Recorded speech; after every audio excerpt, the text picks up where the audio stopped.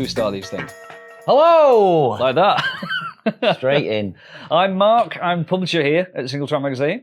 I'm Benjamin James Howarth, technical editor. Date of birth, not telling you, because that's what all my PIN numbers are. All right, okay. Well, we've got no Hannah this week, Benji, so you're kind of stuck with me. We might never see her again. What's she doing? Well, she's meant to be bicycling from here to there, which I think is her house, to Adrian's Wall or something. Really? Wow. What's she doing that on? The bicycle, Yeah. the Cotic Cascade, with some Ortlieb luggage. Right, okay. Luggage? Yeah. Yeah. We're going to find out about this. We're going to. This is a story that we're going to actually tell, is it? We believe. If she survives. Well, the best stories are the ones that go wrong. So there's every chance of that. I don't know if there's a theme to it particularly or what, actually. Survival? Yeah. Probably. I don't think she's done anything like that for a while, anyway. No, we've never done anything like that. Right. Anyway, so how was your summer, Benji?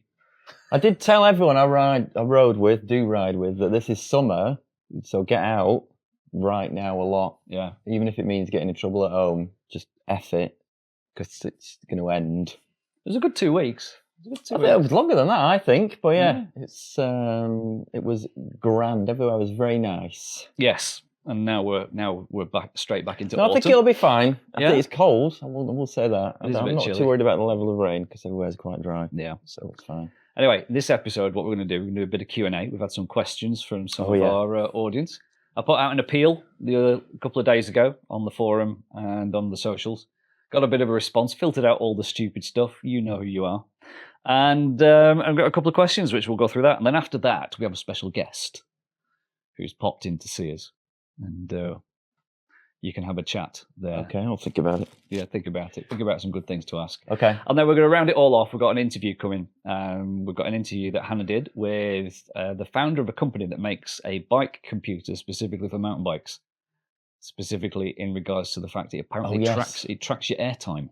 Yes, it's like a black box. Yeah. Is it? Yeah. There you go. Just thought of that. A bit late. Never mind. So there's that coming on. So that's what we're going to do today. But first of all, I'm going to take a moment to talk about the sponsor of this episode. We have a sponsor. So the sponsor of this episode is Join.cc. Yes, I've heard of them. Yeah, you've heard of them. They're a training app specifically designed for cyclists. I've been getting to know it for the last couple of weeks, and I've got a particular goal in mind, which is a bit unusual really, because I'm actually in September, I'm going to be doing an ultra marathon, which is literally all the way around Windermere, which is the largest lake in England, I think. Yes. Yes, it is. It's water. It's 47 miles in total. Is it? Yeah. I did an ultra. Did you know that? Yeah. What? Well, my wife entered me. Pardon? Yeah. Anyhow. 47 miles? 47 miles. I've got 24 hours to do it. I did, shall I say, a practice ultra in January. Did a 31 miler, and it absolutely ruined me. So I'm under no illusions of how much work I've got to do in the next 5 months, and that's where the Join app is coming in. Join is an app that takes whatever level of fitness you're at and whatever goal you want to achieve to work out a training plan to get there. You tell it how much time you can spare, and it will do the rest. Well, it won't actually do the work. That's on you. But it's like having a personal trainer in your pocket. It takes everything into account, like your age, your fitness levels, what kind of riding you prefer to do. And for me, it even incorporates off-bike training. There's a bunch of material available in the app, and I read a great article on weight training for those of us at a certain age range. I had no idea that as you get older, you benefit more from weight training to maintain fitness. So that's now part of my training. Okay. Did you know that? No. Yeah, we should be picking stuff up and putting it down again, apparently, at our age. I do that quite a lot, but it's only small items, such as remote controls. So Join also connects to all your other apps. Yeah. So it joins to Strava, it joins to Garmin, it joins to all the sort of built-in stuff. If you've got an Apple Watch, it's got the fitness stuff. Pulls all that data in, so it takes all your normal riding data and it uses that to help guide you towards your goal. Join is free to download and sign up, and the best features are part of their subscription, and you can try it for free for 30 days by heading to join.cc/Singletrack. Thank you very much. Join. .cc, is that right? .cc. Right, before we get to the Q&A, Q and Q&A. some A's. Give us some product highlights from the week. What have you got? Those of you who were quick enough to read Fresh Goods Friday before I got the email saying that helmet shouldn't be in Fresh Goods Friday, and it was duly removed from it, will recognise this as an O'Neill Trailfinder Evo. Which is a helmet, right? So for those listening in black and white, Benji's actually opening a box and has got a helmet. Yep. So describe this helmet for those who are just Nice listening. colour, actually. It's like an off-white with a lavender trim. Yeah. Place it on my head thus. And it's probably Fidlock, I seem to recall. Have you been wearing this? There it is. Yeah. Right. So, I don't think the helmet's particularly new. They've done one of these before. But, underneath, pull one of these central... What do you call that? Pad finger? Pads inside, yeah. And Look at what we're that. looking at there, there's something inside This the is helmet. like Tinker Tailor Soldier Spy, where we realised someone's been bugging us all this time. Oh, there's some tech in there. There's basically a little sensor called Quinn. Don't know why. Mighty Quinn. Yeah. That was a song, wasn't it? It's called a ProSmart sensor crash and ride analytics. I'm not sure who came up with that, but there we go. So it will alert your loved ones or not so loved ones if it thinks you've come off your bicycle and you've done yourself a mischief. Right. It will phone home. And it will also detect things like how much airtime you've got, how much G-forces you've pulled, and things like that. Cool. That's There it all is. built into a helmet. Yeah, it's called Quinn. Right. Maybe it does 5 things, because that's Latin. It is, isn't it?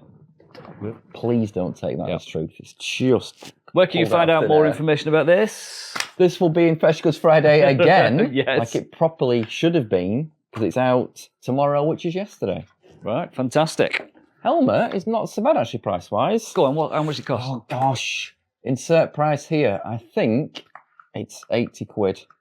Is that real? Not with Mr. Quinn. Ah, right. So The that's Quinn an extra. thing is like 3 figures. So you could buy the 160, I helmet think. and the Quinn thing separately, and the Quinn thing plugs into the helmet. Right. I see. I We get shall it. find out what the retail for the pairing. Cool. As you go and look on there. You'll be testing the impact.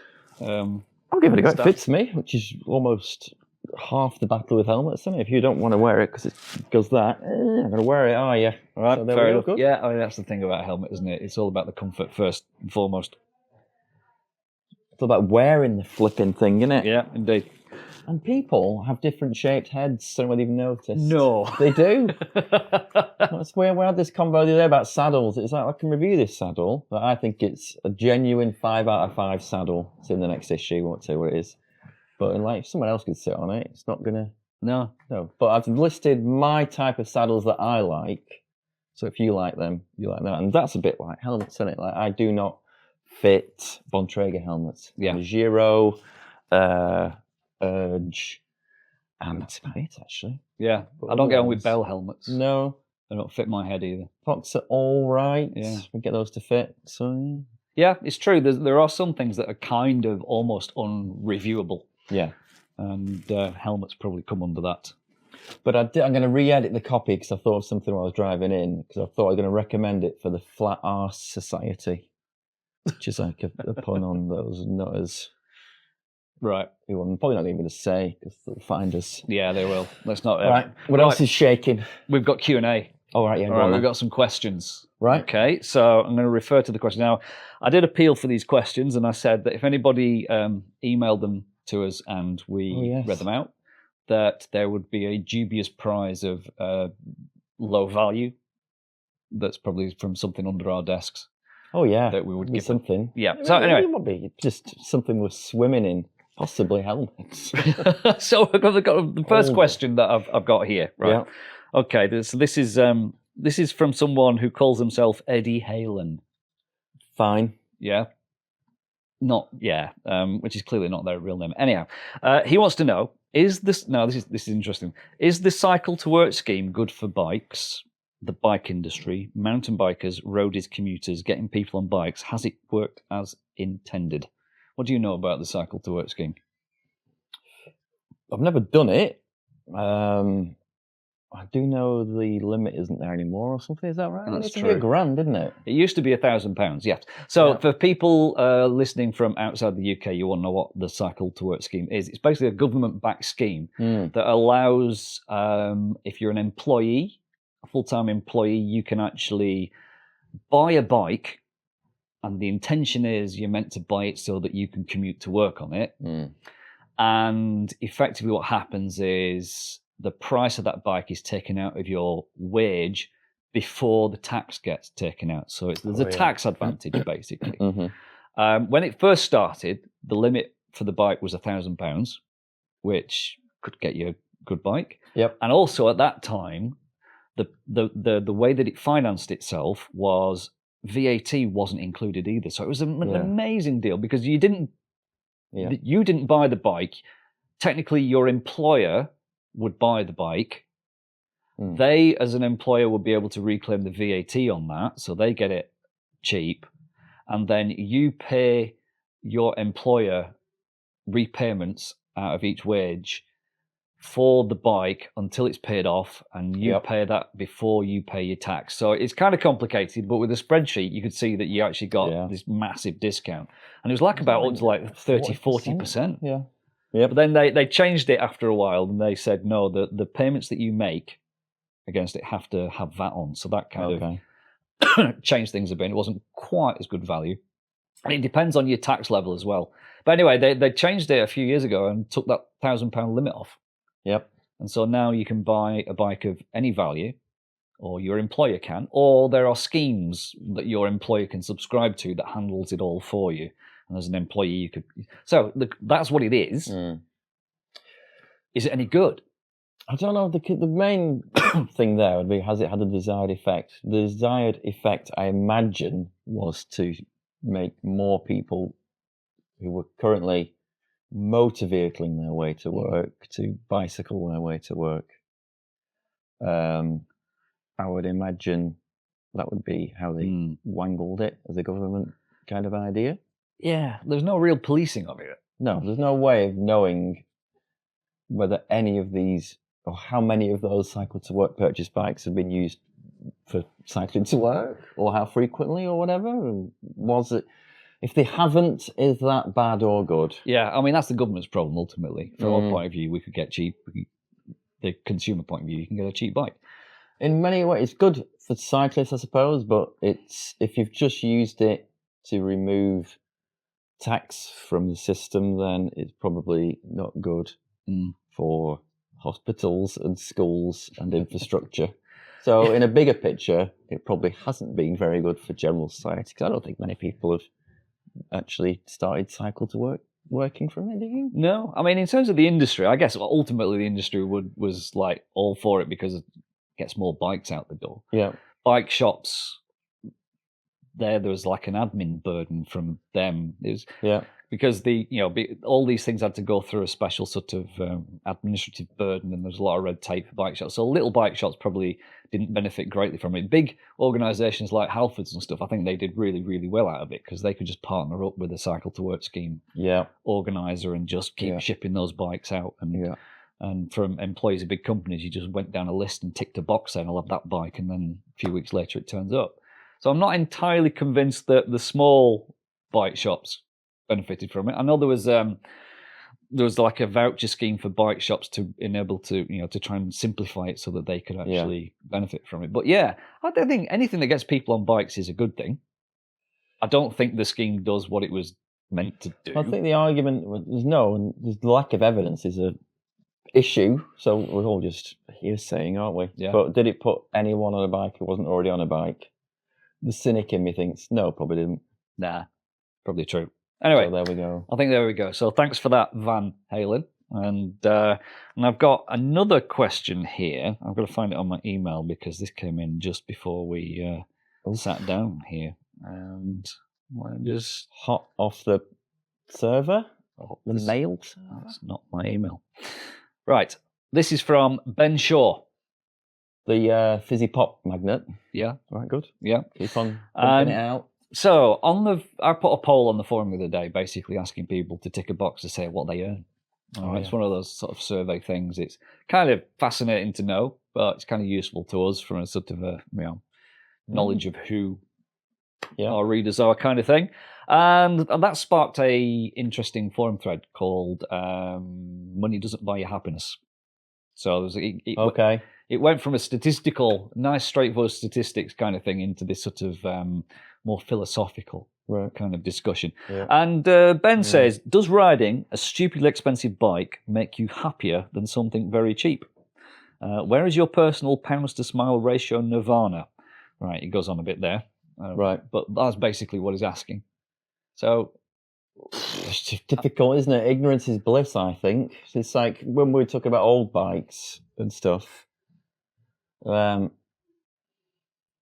can't say those weren't enjoyable experiences, but I think if you got on an old bike now, it probably wouldn't be the same level of enjoyment. It might be a laugh in a different way, but it wouldn't be like, you wouldn't want to keep doing it. Yeah. We did an article a couple of years ago. We had Sonny and Nick Craig went to the Peak District. I was there because I was taking pictures. And the idea was Sonny was on a 25-year-old specialised rock opera, I think it was. Okay. And and excuse me, and he hated it. Yeah. It was awful. It's just because, what we're doing here, we're conflating old with cheap, which maybe isn't the question here. Yeah, so I don't know. But I think there is a point asking around people who've been around for a while, like, what's the highest you would spend on a bicycle before you realise it's just a massive diminishing returns, or just well, you asked that before we sat down, and it's quite interesting because in the kitchen there was Ross, there was me, there was our special guest, and we all kind of hit the same number. Yeah, about $4 and a bit grand. Yeah, but it's not saying that's the minimum, or it's just that's like the maximum almost. After that, it's just not getting any. No, it's the law of diminishing returns after that, isn't it? Yeah. But it depends on what the cheap bike is as well, because I'd rather, and I do, if I got the choice, I'd rather ride the Boss Nut that we had than the really more expensive other bike that was, how many times more it was expensive? 5 times more? Well, there's a bike right behind you. For those listening, and there's a bike right behind us on the sofa here. There's the Louth Elijah, which Halo model, isn't it? Yeah, it's a Halo model. So it's the one, it's $10.5 grand. Yeah. It's got all the toys on it. It's got the electronic shifting, wireless dropper. Yeah. Flight attendant. Is it flight attendant? Yeah. Yeah, flight attendant on the shocks. Is it wheels? And carbon wheels. It's awesome. It's brilliant. Would I pay 10? Would I drop 10 up? No. But some people do. But the interesting thing is I've had a lot of fun on it. And then in the same weekend that I was out on that, I discovered it's been lost to me for like over 10 years. I discovered an old single speed, an old steel Sanderson single speed that had 650mm bars. And I pulled it out and I oiled it up and I serviced it a bit and I had so much fun on it. Bikes. Well, Ross made a really good point, didn't he? Ross actually made the point that it depends where you are, the trail that you're on. If you're on a really rubbish trail on a really good bike, you probably won't have a good time. Yeah. But if you're on a pretty mediocre, there's limits to this, obviously, but if you're on a mediocre bike, but you're on a fantastic trail, you're probably going to have an amazing time. Yeah. So, it's an unanswerable question. Right, well, any other questions? No, I think we'll leave it there. Thank God for that. Because we've got a lot to fit in. Because it's time to introduce our special guest. Who could it be? Is it Legend from Gladiators? Hello, special guest time. And who could it be? It's me. It's Amanda. Do you remember Amanda? She used to work here. Long. Still alive. Still going. Where are you now? I'm at .watcher.cc, which is an ultra cycling website. So we host all the races where people go on, like your loved ones go and find where you are and see if you're sleeping in a bush or... Do you reckon anyone does that for a long time? Do they just watch it? It's actually a bit of a sport in itself. Is it? Yeah. I don't know. No, I haven't. I don't think. No, right, good. Well, there you go. You could do it this weekend. 'cause No, I'm racing. thanks. What are you doing this weekend then? I'm doing the Dales Divide, which is 600 kilometres of off-road cycling. So it's Arnside, Bolton Abbey, somewhere, Okay. Scarborough, North Yorkshire Moors, Northallerton. Is that actually the Can't route? yeah. It's just like a It is. Swiss It's roll. just like an I shape. All right, okay. Right, good. So I've broken it up into 3 in my mind. Get to York, leave Scarborough, finish. Are you doing it on your own? Yes, it's unsupported. That's the theme Oh. of ultra cycling. Is it's this. What about that guy who endeavour. lives near you, lives with you, He's lives doing around it. you? He's Is he not doing it? lives in my shadow. He's doing it, but you can't Right. race. Well, you could enter as a pair, but that's Do the you have to worst way pretend to you're do not an doing it ultra. together? You have to not do it together. Blank him. Right. Yeah, Are you going to stick no to that drafting. rule though? Yes, Oh, okay. he's got a 2-day plan. I'm having a nice time, not a hard time. Okay, right. 2 days? Mhm. Think he'll do that? Yes. Right. Right, I'll I have watch to your say dots. Yes, he will. So how do you watch your dot then? So you go on Dot Watcher, and there's a race. What do you call them? Like a tab in the menu. You click on races, and then Okay. Dales Divide will be at the top, and then you can either like star your favourite riders, so it'll only show them on a map. Oh, okay. And you can see the details of people and what bike they're riding, and there's a commentary. So Kitty that I work with is doing the commentary, and she's going to be like in real life dot watching, so she'll be razzing around with a camera, taking pictures of people and keeping everyone updated. Why don't you do that job? Do you know I was gonna?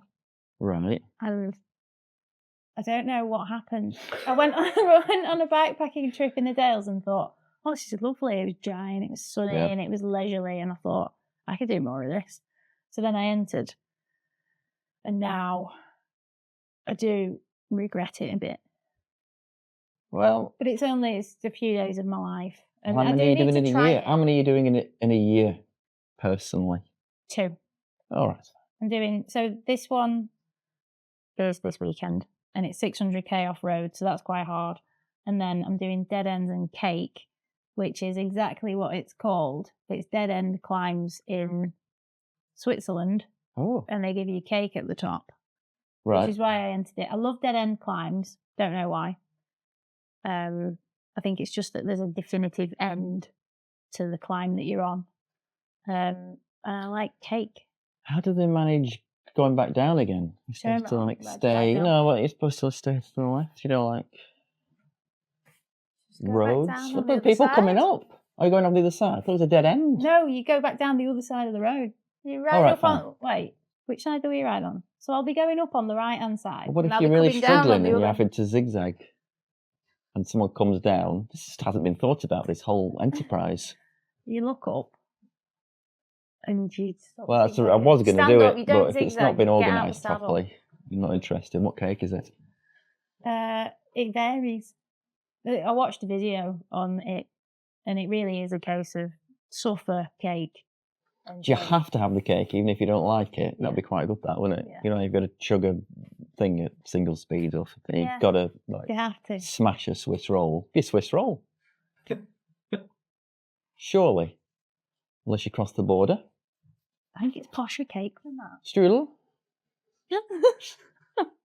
It's not strudel, isn't it? Or German? Can you imagine anything worse than a trifle at the top of the climb? I hate trifle. What's your favourite cake? Almond slice. That'd be quite good, wouldn't it? It's a little, it's not really sweet. I was going to say it's not quite so sweet, but it's mega sweet. But it's a little bit nutty, I suppose. You're in the soup. No. I used to like trifle, but then my brother worked in... Trifle? No, he worked in Burnley Job Centre, right? That's how a good story starts. So he used to work frontline Burnley Job Centre, and a lot of the people who may have had heroin problems used to come in, and what they used to eat while they were waiting to be served was just like Morrison's trifles. So it was a big kind of gloopy, no teeth required. suck it down, slurp thing. Feel like energy gels, really. You could just have any yogurt. But like Renton's energy gels. And I'm going to judge anyone I see buying trifle. Well, it depends where they take it, doesn't it? But yeah, I like trifle. I Take used it. to. Where do you take your eat? Yes. But if I take it to it, if you're going to take it and swaffle it in front of someone behind a glass security screen in a job centre, I think you probably can look a little bit askance at them. That'd be all right. Poor little guys. So there you go. So I don't have trifle since then. Right, then, fair. I'd like to. Right, that's enough from us in the studio. I'm going to hand over to Hannah, who's interviewing David Bacon from startup Boomtime, which is a bike-specific computer thing. Hello and welcome to this week's Singletrack World podcast. I'm Hannah Dobson, managing editor at Singletrack World, and I'm here with David Bacon from Boomtime. Hi, David. Hi, Hannah. Thank you for having me. Now, Boomtime is a startup company that's making a bike computer that's focused on mountain bikes and mountain bikers. And I've invited them on the podcast because I'm interested to talk about not just the product, but what it says about where mountain biking is going. So, first of all, David, could you tell us, what is Boomtime? Certainly can. So we are reimagining what a bike computer should be and do. As it stands, we've got some great technology in the market, which is all about GPS, navigation, fitness tracking. But actually, mountain biking has got many facets to it, many different types of sport really within the sport. And that kind of computer doesn't really fit everywhere. And actually, when we've been researching this, we find a lot of people may have a Garmin or something similar, which they then take off when they're doing red or black runs or something more adventurous. And it feels like there's an opportunity to reimagine and create something new that fits the market and the need of the riders out there. So we are coming at this from a angle of looking at jump and impact telemetry. We will also be looking at the normal stuff like speed, distance, time. So you'll have all that stuff for Strava, but we are trying to bring action metrics to action sports. Okay. And so what sort of metrics are involved in jumping? Is this like how high and how long? We're going to keep it simple to begin with. So it'll be jump height, length and hang time. We'll also capture impact telemetry. So if you have a bad landing, you'll know how many G-forces went through the bike.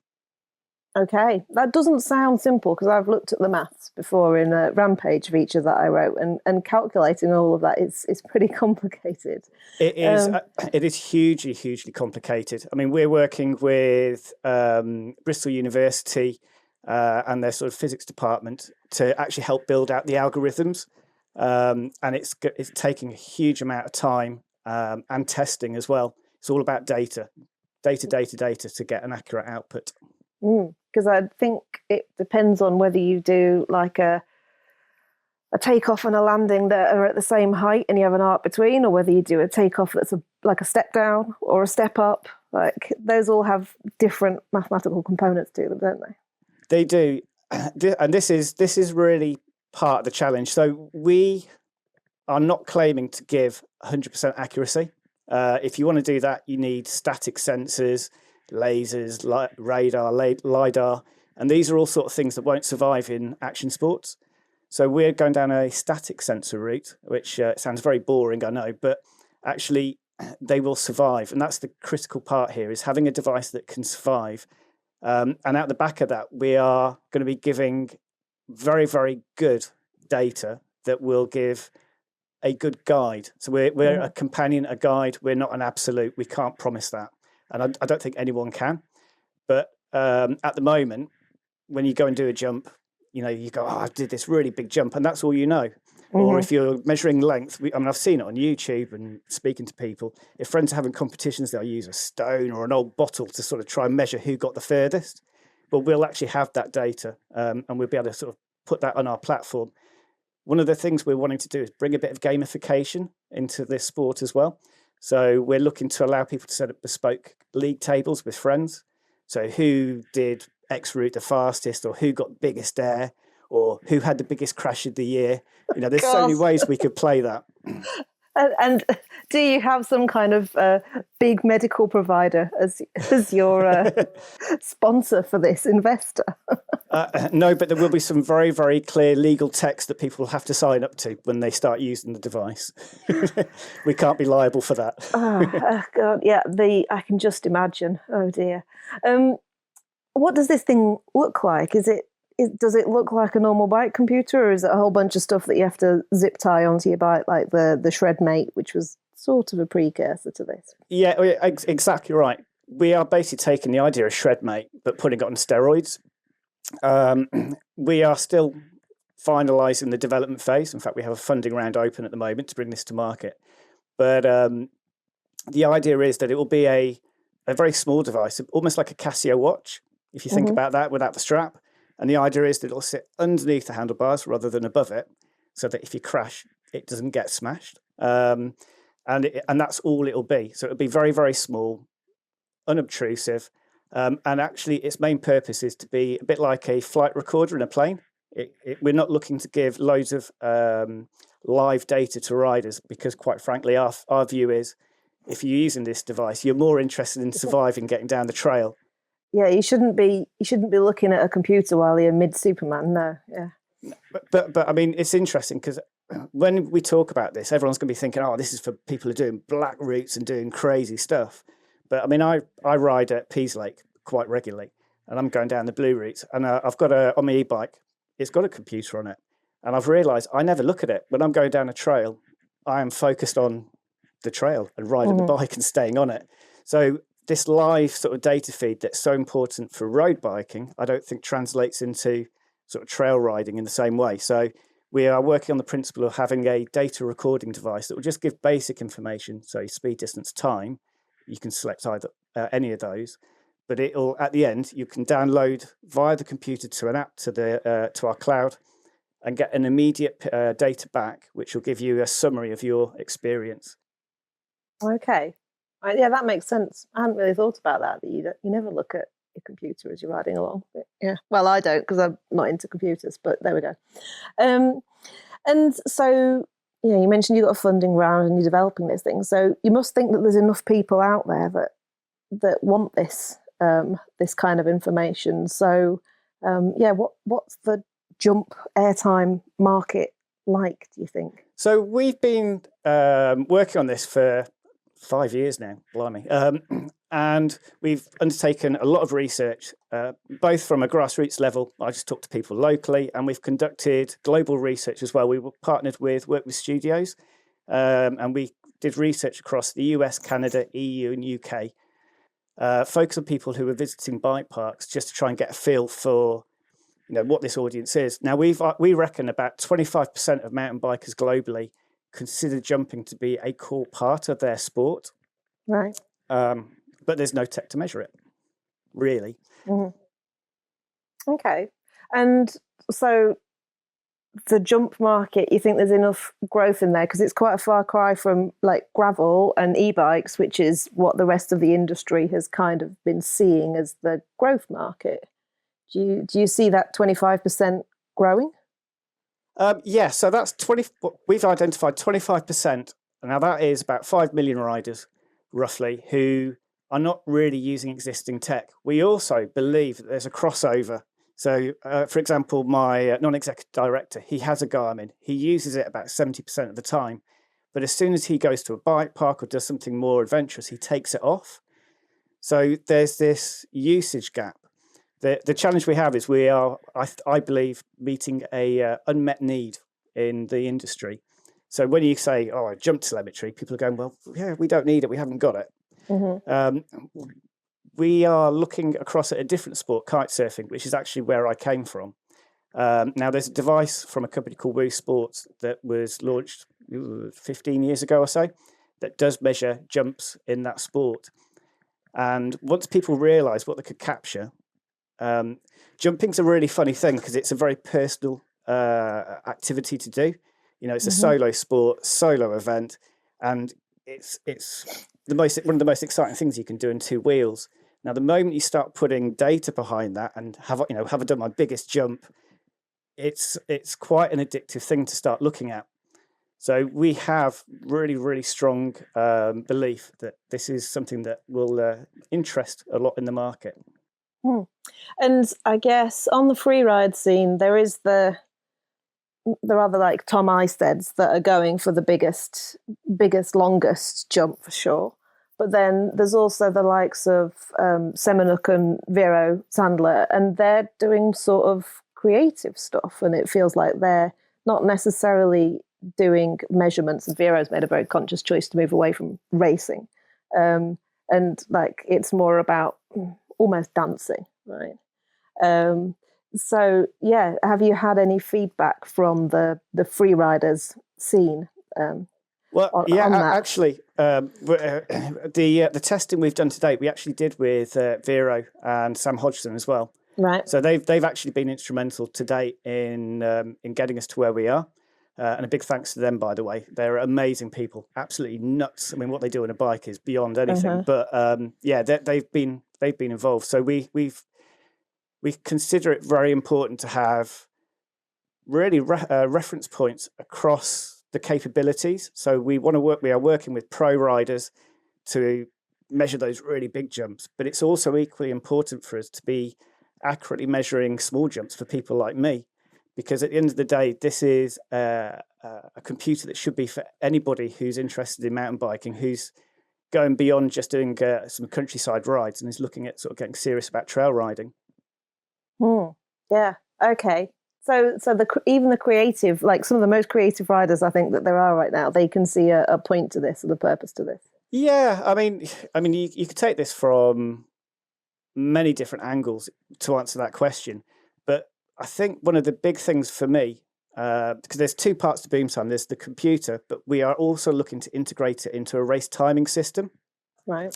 Now, the reason I took this up is a lot of this crazy action stuff that you're seeing is all about getting onto social media for content for people to digest. One of the challenges I see with social media is you're looking at these big jumps on small screens, and it's very hard to sometimes translate the real crazy onto that small screen. So the idea is that we want to bring that jump telemetry and impact telemetry and how fast and all this sort of stuff onto the social media side, so that when people like Vero are doing some of this nut stuff that she does, she can put some data behind it so that people like me, when we're watching it, can have a better understanding of what she's doing. I mean, I was watching Tom Isted's crazy gap jump from Rampage this year. Yeah, yes. BFC rather. Yeah. I was getting sweaty palms just watching it. But what I realised was, wouldn't that be great if you had, he hit that jump at 30 mile an hour, and actually it was a 70-foot drop, and it was 10G on impact when he landed. When he fell off the bike, there was another sort of 10G. We can bring some I think value added data to this sport. Well, that's exactly the calculation that we attempted to do on the basis of like video clips and stuff for the Rampage feature that I've done in issue 159. Yeah, tried to calculate like the force on impact of him staying on the bike versus falling off the bike, and the impact on suspension. So yeah, it was complicated. Like some of this stuff, it goes beyond. I mean, as I say, you can come from many different angles. So there's this pro content side where we can add value, but I mean, we could also talk around the safety side. So if you're going to do a new route and it's got a really big jump in it, quite often people are like, I don't know how fast to approach that. Well, you'll have that information with Boom Time, because you'll be able to go onto the website and see what other people have done, how fast they approached it. So there is, while you kind of made a joke earlier on going, well, you could be in for some liability here with people doing crazy stuff.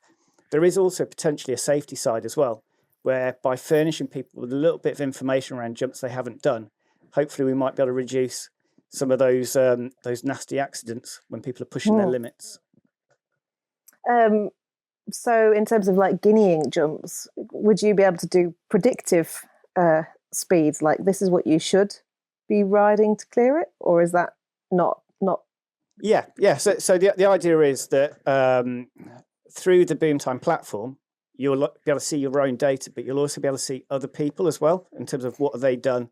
So you'll be able to not just see what they've done, benchmark where you're at, but also look at if somebody was going down I'm just pick a route. Barry knows best at Pease Lake, my favourite trail. So there's a couple of jumps in there. You know, you'll be able to look at the history of what other people have done, and you'll see that they've hit those jumps at between 20 and 25 mile an hour. At least you've got an idea of what kind of speed you should be hitting those sort of jumps. Right. I mean, Barry knows best, perhaps not the best example, but when you're starting to get into big black runs with big gaps and stuff, I think it starts becoming quite relevant, that kind of data. And so as viewers, we could be watching events like Rampage or Hardline and be given live data as well, is what you're hoping, is it? Yeah, absolutely. We have a belief, if you're going to enter a market and try and do something different, you need to have more than one USP. You need to come in and really sort of have a very strong proposition. We feel that we are coming from two angles. It's that direct consumer computer, which is radically different and coming from a different place. Then you've got the race timing system as well, that is also going to revolutionize and change things. Yeah. As I said, it's only ever going to be a guide. We cannot promise 100% accuracy. So I don't ever see us having competitions run around the data. I think at this point in time, I'd be uncomfortable with that. But I think the value add that we could offer to the likes of Red Bull and Monster, I mean, you know, Red Bull gets about 1.5 billion views. I mean, it's massive. So trying to add some data and bring a bit more excitement to that audience, I think will have a beneficial impact. And do you think there's any, you touched on safety, do you think there's any potential for kind of, oh, now we know what the forces are, should we be doing this kind of discussion? I mean, I've been doing action sports of one variety or another all my life, from rock climbing, ice climbing, surfing, kite surfing, motocross. I've always worked on a principle of risk reward. And that's a very personal choice that I think everybody makes when they go out and do something adventurous. Boom Time is not looking to change that. And we want to be super clear about that. Each rider has responsibility for their own safety and pushing their own limits to a sensible point. All we are looking to do is to just bring a bit more data, facts, and fun. You know, benchmark with your friends, compare, contrast, check out new places. You know, see what's exciting. I think we can bring a different angle to mountain biking in terms of that sort of data support. Right. I mean, I've been hearing a lot recently about helmet testing standards and how basically the testing standard is kind of out of date compared to the real world speeds that people are crashing at, and I think they're going to update those standards, but they're modelling it on imperfect data, right? Because only so many rides are recorded and that kind of thing. Like Tour de France, yeah, that's the classic. Everything is recorded there, so they can get some good data on speeds that riders were riding at. But yeah, I wonder whether there's implications for kind of product development here. And once you start seeing the numbers, you can go like, oh, that's what we need to design to. Yeah, I mean, I'm aware of that there are tools for some of the suspension setups to sort of measure impacts and that sort of stuff. So some of this work is already kind of happening. I think we'll just be the first provider to actually bring a mainstream product that is accessible for everybody. Will it have a broader impact? I'd like to think yes, optimistically. I think that we will bring something new. The ramifications of how far that will travel through, I don't know. But I mean, certainly during testing, I mean, just going around some berms quickly, we were hitting 9G on the bike. So yeah, there should be data that will come through that may start impacting those with a little bit of imagination who can see opportunities through that. Mm-hmm. Well, you said that a similar product was introduced in kite surfing. So what changes have you seen in kite surfing as a result? Good question. I think one of the big things from a sort of publicity point of view is it really started bringing the focus in on the biggest jump. I mean, over the past few years, it's gone from sort of 28, 29 meters up to 35 meter plus height. Now, no one knew that. It was just where we're at now. People are going big. You're like, that was a big, big jump. Now they've got science behind it, and it's almost creating a competition. So from that sort of top end pro angle, it's definitely had an impact in kite surfing. Right down to myself. I mean, I picked up the sport, started to begin to learn to jump, and the first thing I did was go and get a Woo device so that I could then measure and monitor and develop my jumping skills, and I could see what was having an impact. So it actually had a massive impact on my participation in that sport. Oh, okay. So it's kind of like a standard piece of kit that you buy when you get into kite surfing now. It was. I mean, the kite surfing community will certainly have their own points of view. Right. It went through a phase of being very popular. I think it dropped off, and I think it's perhaps coming back. I haven't kite surfed for a few years as I sort of moved my focus onto mountain biking. But yeah, I mean, it did have a significant impact on that sport. And I'd like to think that was that's a great test case, and I think we can do something similar for mountain biking. And so you said you've been doing this for the last 5 years. That's kind of interesting timing in terms of trying to do something in the bike industry. So how has that been? Well, as a startup in the UK, every time is a tough time. I mean, we're £500,000 in. We've got a working prototype. We've been supported with an Innovate grant. We've got some great investors on board who've been really supportive. Lockdown stopped anything happening, so we lost a couple of years in that window. But I always think great innovation will always find support. And it's that faith and that ability to keep sticking with it is what will see us through. So, yeah, we're in the middle of a funding round again to actually get the money to bring this to market. Right. We've got all the evidence to prove it and everything. We've got the prototype; it's been tested. But yeah, it's Chinese curse. May you live in interesting times. Yes. So you've got a prototype and that people have used at like the backyard jams, and you've obviously used it in Barrow Knows Best.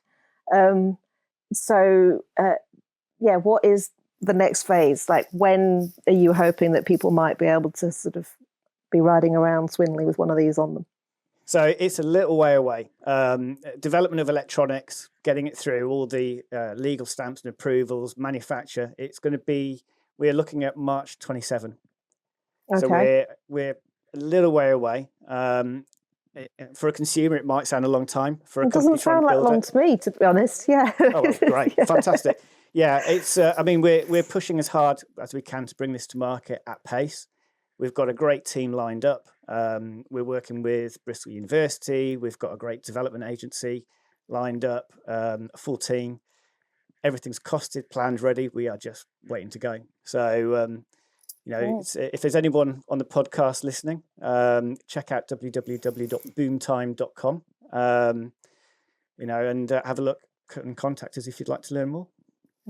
Okay, and it just occurred to me, could you integrate it into a bike, since like all internal routing has to be the thing, and we've got e-bikes with everything integrated into them? Yeah, could it be integrated? Well, it's an interesting one, that. I mean, there's definitely a trend towards decluttering the cockpit.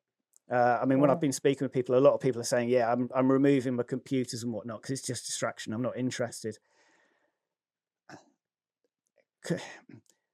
The real value in what we're doing is in the software. It's in the algorithm. It's in all the data we collect, and getting that accuracy in the jumps that we record. Could we amend the electronics and fit them in a bike? Absolutely, we could. The real challenge, one of our sensors is an altimeter, so it actually needs access to air. So having it actually put into the frame or something like that probably wouldn't work. But never say never. But I mean, our focus is on a handlebar device mounted opportunity right now. Yeah. Okay. Well, it will be interesting to see how it progresses, and indeed, lots of these things that we see as kind of startup inventions quite often seem to be consumed by bigger brands who see the opportunity as well. That seems to happen quite a lot. So yeah, interesting to see where you end up, and however it ends up, to see what impact it has on the sport. So yes, I'm curious. Like I kind of like the idea of being able to put some numbers to what someone's doing and equate it to double-decker buses or whatever. But the idea of teenage kids down in the woods trying to jump further than each other frightens me. Yeah, but I mean, I think the argument would be that they're already doing that. They're doing it anyway. Yes. So yes, but we don't have the data to know. It's like being a parent, right? What they do down the woods that you can't see doesn't happen. Yeah, what you don't know doesn't hurt you. Yes. Well, unless you crash. Yeah. Yes. Well, thank you very much for coming and joining us, and keep us posted with how it goes. Thank you very much, Hannah. Thank you very much indeed.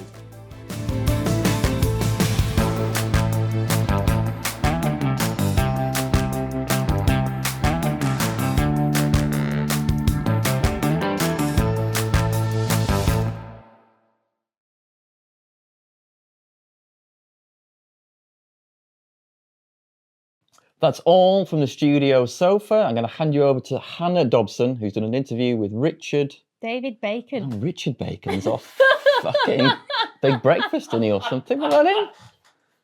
David Bacon from Boomtown. Boom Time. Time. Boomtown. Boomtown. Richard Baker from the Boomtown Rats. Boomtown. Have you ever ridden with a Garmin and it's got the grit and flow and you're just cruising along on the flat and it goes, oh, sick jump, hang time, 40 seconds. Oh, that sounds quite good. 40 seconds. It overjudges everything. So my Garmin's got the alerts on like a noise and it goes doodle-doo, and then it says great jump. But if you're on like a pump track, it's just going doodle-doodle-doodle, and it can't keep on top of it. But it's like, we just jumped 20 meters and you had a hang time of 4 days. So maybe Boomtown's better than that. Boomtime. Boomtown.